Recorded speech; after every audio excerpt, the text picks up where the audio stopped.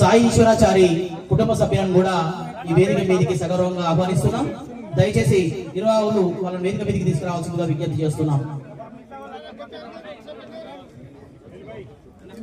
BC జనభోజనాలు అనే concept తో ఒక గొప్ప బ్రహ్మాండమైన కార్యక్రమాన్ని ఏర్పాటు చేసిన కార్యక్రమ నిర్వాహకులు బొమ్మ రఘురామీద గారికి, కేవి గౌడ్ గారికి, అలాగే చామకూర రాజన్న గారికి, పుష్పరాజన్న గారికి, టైగర్ చామకూర రాజన్న గారికి, అలాగే నిర్వాహక కమిటీ సభ్యులందరికీ కూడా పేరు పేరున స్వాగత సుమాంజలి అభినందనలు తెలియజేస్తూ, మిత్రులారా, బీసీ జనభోజనాలు, బీసీలకు జనభోజనాలు అనే కాన్సెప్ట్ అనేది మొట్టమొదటిసారిగా మనలో ఐక్యతను తీసుకురావడానికి, మనలో రాజకీయ కాంక్షను కలిగించడానికి, రాజ్యాధికారం వైపు నడిపించడానికి ఒక గొప్ప కాన్సెప్ట్ తోటి ముందుకొచ్చిన నిర్వాహకులందరికీ కూడా పేరు పేరున మరొకసారి అభినందనలు తెలియజేస్తున్నాం.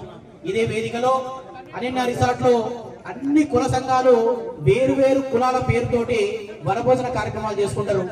మరి వనభోజనాల కార్యక్రమంలో మాట్లాడుకునేది ఏముంటాయి?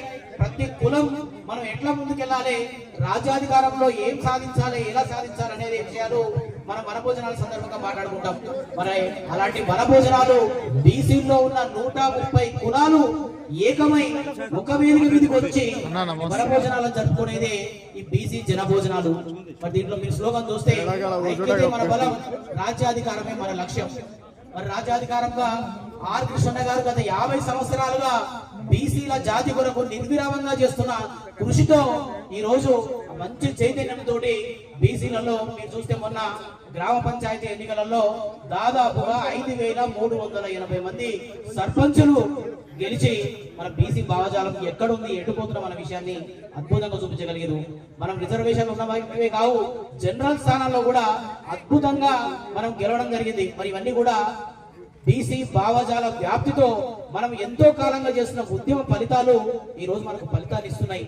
మరి సర్పంచుల దగ్గరనే ఆగిపోకుండా మీరు చూస్తే సర్పంచులుగా గెలవనీయకుండా, వార్డు మెంబర్లు కూడా గెలవనీయకుండా ఆధిపత్య కులాలు ఎట్లా కుట్ర చేసినాయో, మనకు 42% రిజర్వేషన్లు ఇస్తామని ఎట్లా మోసం చేసినాయో మనం అందరం కూడా అడుగడుగున తెలుసుకున్నాం, చూసినాం.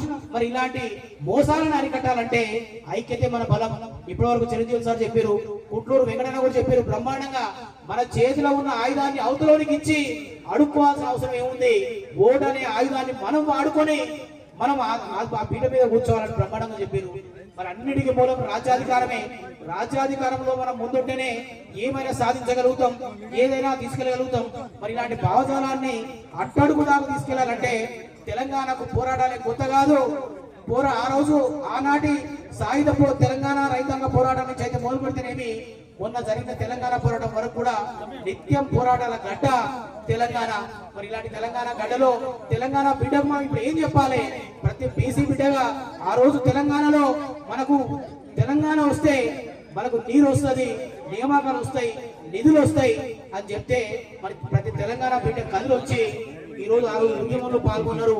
మనం కలలు కన్నా తెలంగాణ సిద్ధించింది. మరి అలాగే ఈ రోజు ప్రతి బీసీ బిడ్డ కూడా బీసీలు రాజ్యాధికారంలోకి వస్తే మనం ఏం సాధిస్తాం, మనకి ఏమొస్తున్న విషయాన్ని ప్రతి బీసీ బిడ్డకు, పల్లెనున్న బీసీ బిడ్డకు చెప్పగలిగితే, ఈ భావజాలాన్ని ముందు తీసుకెళ్లగలిగితే మనం కలలు కన్నా రాజ్యాధికారాన్ని సాధిస్తామని తెలియజేస్తూ, ఇలాంటి భావజాల వ్యాప్తిలోనే ఈ రోజు అద్భుతంగా బీసీ జనభోజనాల కార్యక్రమాన్ని ఏర్పాటు చేశారు. మరి ఆ రోజు తెలంగాణ ఉద్యమంలో కూడా మిలియన్ మార్చు, వంట వార్పు, రకరకాల కార్యక్రమాలు నిత్యము యజ్ఞంలాగా చేస్తూ ముందుకెళ్తేనే మనకు తెలంగాణ సాధ్యమైంది. మరి మన తెలంగాణ సాధ్యంలో అలాంటి దారిలోనే బీసీ ఉద్యమాన్ని కూడా ముందుకు తీసుకెళ్తూ, ఇలాంటి కొత్త కొత్త కార్యక్రమాలతో నిర్విరామంగా ముందుకు తీసుకెళ్తూ భావజాలాన్ని పల్లె వరకు తీసుకెళ్లడం ద్వారానే మనం రాజ్యాధికారాన్ని సాధిస్తామని తెలియజేస్తూ, మన ఐక్యతకు ఇలాంటి కార్యక్రమాలు నిర్విరామంగా కొనసాగాలని తెలియజేస్తూ సెలవు తీసుకుంటాను. జై బీసీ, జై జై బీసీ. ఇప్పుడు గౌరవనీయులు